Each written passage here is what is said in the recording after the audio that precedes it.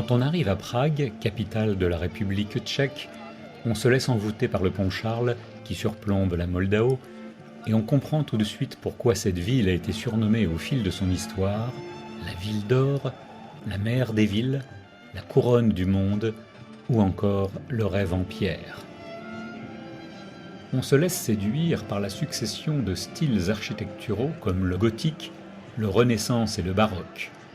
Et puis, au milieu de ces décors classiques, on va vite percevoir sur certaines façades de magnifiques motifs tout en rondeur et colorés, caractéristiques de la période Art Nouveau. Ce style émane d'un mouvement artistique né en Europe à la fin du XIXe siècle, vers 1890, en réaction contre les dérives de l'industrialisation à outrance, contre sa froide efficacité et sa morale puritaine. Les critères communs à ce style sont la présence de couleurs et d'ornementation inspirées de la nature. Les végétaux sont fréquemment les feuilles du ginkgo biloba. Les animaux représentés sont souvent le paon ou la grenouille. La mosaïque et la céramique sont mises à l'honneur.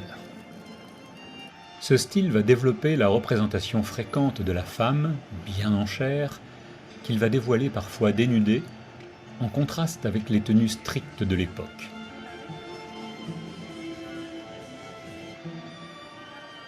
Il veut valoriser la femme moderne, libre et sensuelle.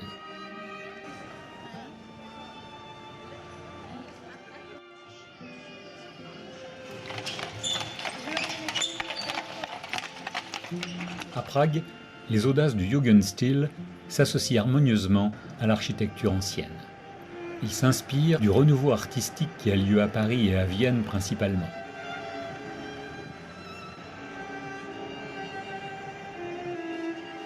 À côté des formes courbes se dessinent des lignes géométriques et plus anguleuses, inspirées des civilisations égyptiennes et babyloniennes, très en vogue.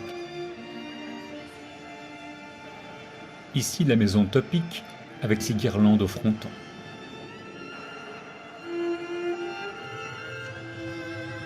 La maison Praha, ancienne compagnie d'assurance, qui montre de splendides stucs composés de corps féminins. Sans oublier l'affiche qui fit la renommée du Pragois Alphonse Mucha.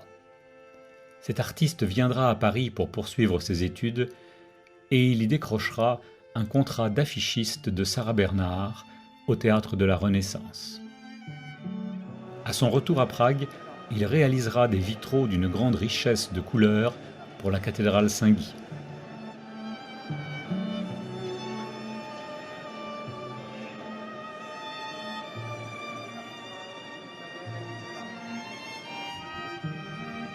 Alphonse Mucha participera à la décoration de la maison municipale.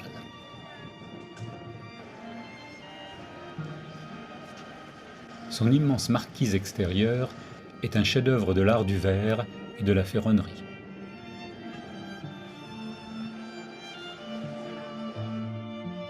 La maison municipale a été construite de 1905 à 1911 dans le style Art Nouveau pour affirmer le prestige de la ville et offrir des lieux de concert, de réunion, de détente.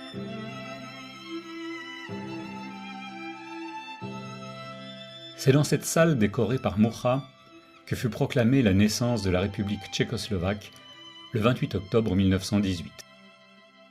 C'est aussi ici qu'ont eu lieu, suite à la révolution de velours de fin 1989, les négociations entre les représentants du Forum civique de Václav Havel et ceux du Parti communiste tchécoslovaque. Ce mouvement Art Nouveau laissera des traces non seulement dans l'architecture, mais aussi dans la verrerie, dans les arts de la table, le mobilier, les bijoux, la céramique. À peine 20 ans après son apparition, il évoluera vers un style plus géométrique, qu'on appellera Art déco.